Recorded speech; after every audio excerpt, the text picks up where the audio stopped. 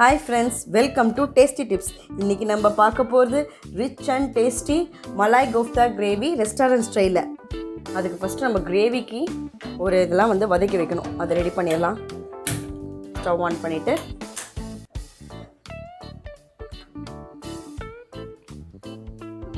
Oil, கொஞ்சம் butter,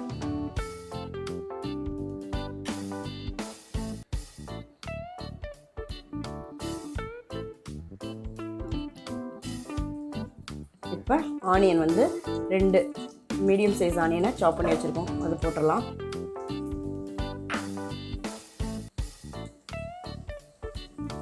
gravy செஞ்சுட்டு பால் செஞ்சோம்னா அவ்வளோதாங்க, ரெடி ஆகிடும். நல்லா லைட்டாக அப்படியே ஃப்ரை பண்ணிகிட்டே இருங்க. க்ரீன் சில்லி 2 பச்சை மிளகாங்க, ஒரு பச்சை மிளகா போட்டிருக்கேன், 2 நறுக்கி. நம்ம இதில் சில்லி பவுடர் ஆட் பண்ண போகிறோம்.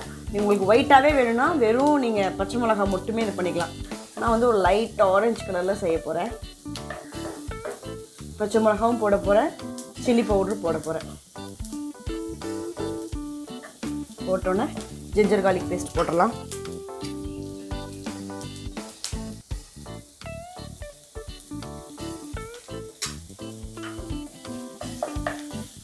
இதெல்லாம் ரா ஸ்மெல் போகிற வரை நல்லா வதக்கணும்.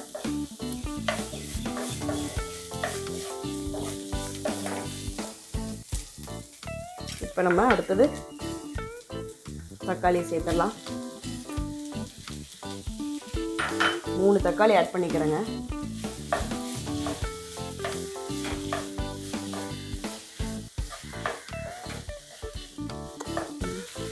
இதோட ஒரு 10 கேஷ்யூ, அதையும் நம்ம நல்லா இதோடு சேர்ந்து வதக்கலாம். இதெல்லாம் நம்ம நல்லா வதக்கிட்டு அப்படியே நல்லா பேஸ்ட் மாதிரி பண்ண போகிறோம்.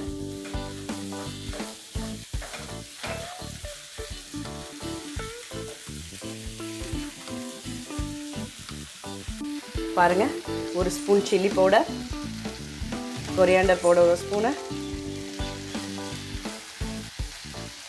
Jeera powder 1/4 teaspoon, garam masala 1/4 teaspoon, turmeric powder ஒரு பிஞ்சு, எல்லாம் போட்டு நல்லா ஃப்ரை பண்ணிவிட்டு இதை அரைக்க வேண்டியதாங்க. அதுக்குள்ளே நம்ம பால்ஸ் ரெடி பண்ணிடலாம். கோஃப்தாக்க வேண்டிய பால்ஸ்.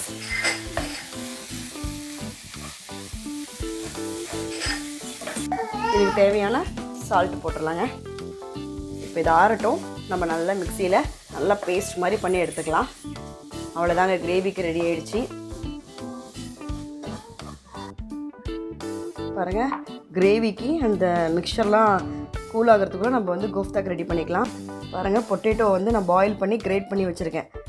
அப்போ தான் அந்த பால்ஸ்க்கு ஈஸியாக இருக்கும் செய்கிறதுக்கு, இந்த கட்டி இதெல்லாம் இல்லாமல். பாருங்கள், அடுத்தது நம்ம பன்னீர் கிரேட் பண்ணி வச்சுருக்கோம், அதை இதோட மிக்ஸ் பண்ணிடலாம்.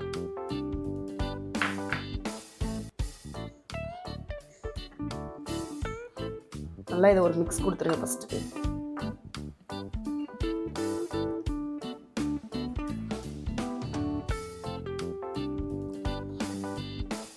பாருங்கள், இதில் நம்ம சாப் பண்ண கொரியாண்டர், அப்புறம் க்ரீன் சில்லி,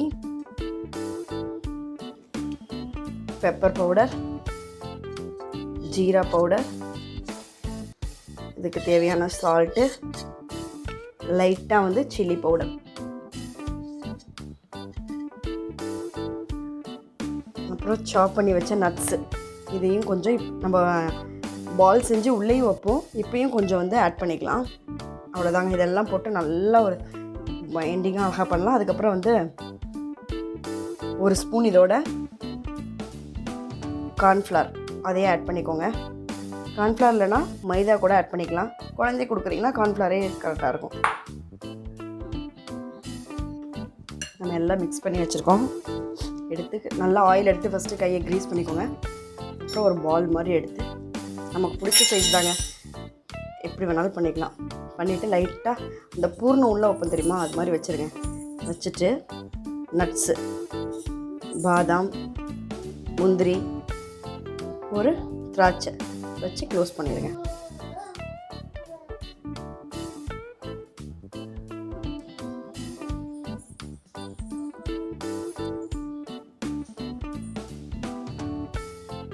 இந்த மாதிரி நல்லா உருண்டை போட்டு அப்படியே கார்ன்ஃப்ளவர் மாவில் சும்மா லைட்டாக மேலால் அப்படியே போட்டு வச்சுருங்க. அப்போ தான் ஃப்ரை பண்ணுறதுக்கு ஈஸியாக இருக்கும். இந்த மாதிரியே எல்லா பால்ஸும் நம்ம ரெடி பண்ணி வச்சிடலாம். அப்புறம் டீப் ஃப்ரை பண்ணிடலாம். நம்ம அழகாக கார்ன்ஃப்ளவரில் நல்லா மேலால் கோட்டிங் கொடுத்து வச்சுருக்கோம்.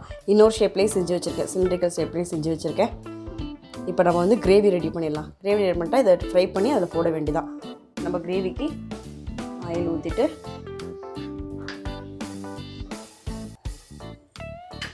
பட்டர்,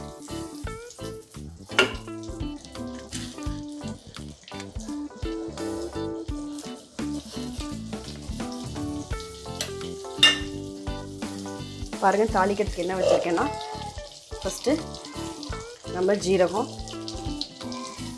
அப்புறம் 2 ஏலக்காய், ஒரு கிராம்பு, ஒரு பீஸ் பட்டை, அப்புறம் பிரிஞ்சி லீஃப் 2, அவ்வளோதாங்க.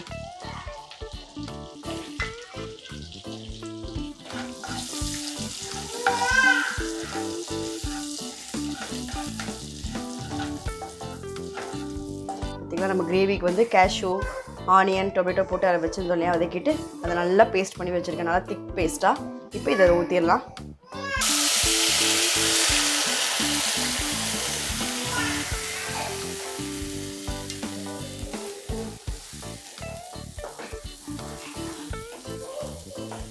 இந்த கிரேவி வந்து நல்லா கொதிக்கட்டுங்க. நம்ம அதுக்குள்ளே கோஃப்தாவை ஃப்ரை பண்ணி எடுத்துடலாம்.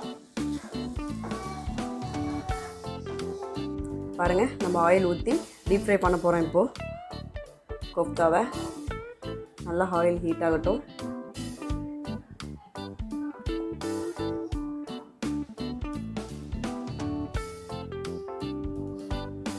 போட்டுடலாம்.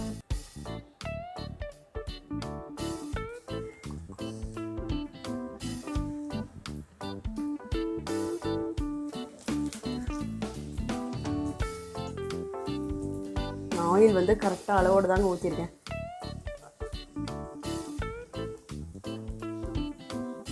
நம்ம இந்த கோஃப்தாவை ஃப்ரை பண்ணிவிட்டு சர்வ் பண்ணும் போது தாங்க நீங்கள் இதை வச்சு அந்த கிரேவியை ஊற்றணும். இல்லைன்னா உள்ளார உடஞ்சி கொலன்னு ஆகிடும். சூடாக நம்ம சர்வ் பண்ணும் போது தான் இதை எடுத்து அழகாக வச்சு மேலால் அழகாக டெக்கரேஷன் பண்ணி கொடுத்துடணும். நல்லா ஃப்ரை ஆகட்டும். பாருங்கள், இப்போ வந்து நம்ம ஃப்ரெஷ் க்ரீம் ஆட் பண்ண போகிறோம்.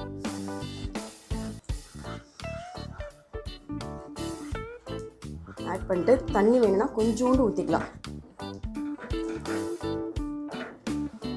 இந்த டைமில் வந்து நீங்கள் உப்பு டேஸ்ட் பார்த்துருங்க.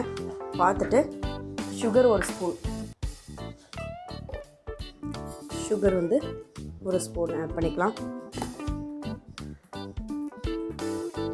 பாருங்கள், அவ்வளோதான், கிரேவி ரெடி ஆகிடுச்சு. நம்ம இப்போ அந்த கஷூரி மேத்தி எடுத்து க்ரஷ் பண்ணி போட்டுட்டோம். அவ்வளோதான், ஆஃப் பண்ணிடலாங்க.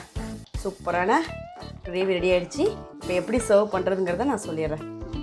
நீங்கள் இதிலேயே சூடாக இருக்கிறதுலேயே நீங்கள் கோஃப்தாவை போட்டிங்கன்னா அப்படியே கொலன்னு ஆகிடும். சர்வ் பண்ணும் போது தான் நீங்கள் அதை போடணும்.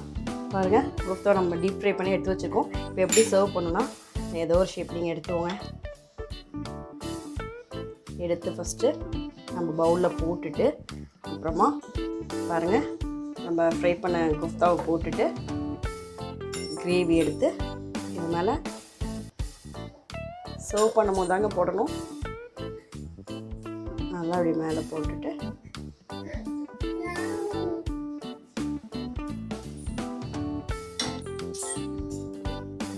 அப்புறம் ஃப்ரெஷ் க்ரீம்